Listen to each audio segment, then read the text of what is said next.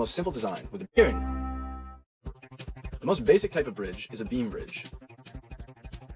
It has the most simple design with a beam, also called the bridge deck, that is supported at both ends.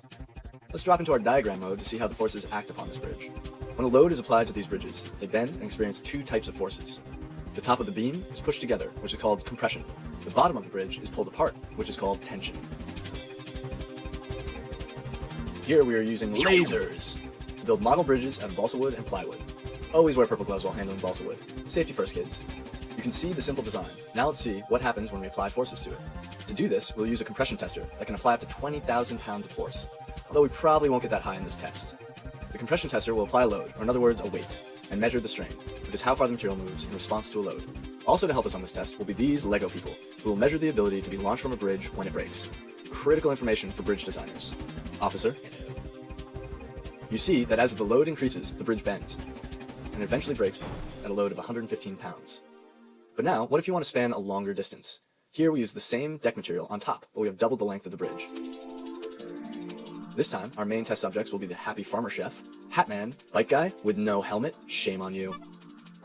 You can see that the longer bridge bends even more, and it breaks at a much lower load, only 25 pounds, which is 80% weaker than the short beam bridge. Plus, the Lego people get launched into space. That isn't very good. We want the bridge to support a lot of weight over a long distance. So how can we make bridges that span longer distances? There are other bridge designs that allow us to use the same deck material and span longer distances. This takes us to the curviest of bridges, arch bridges. An arch is a great way to evenly distribute a load and has been used in bridge building for a long time. In this example, we just have a beam bridge with an arch underneath. The load is distributed through the arch into the ground. Notice how only compressive forces are present and no tension forces.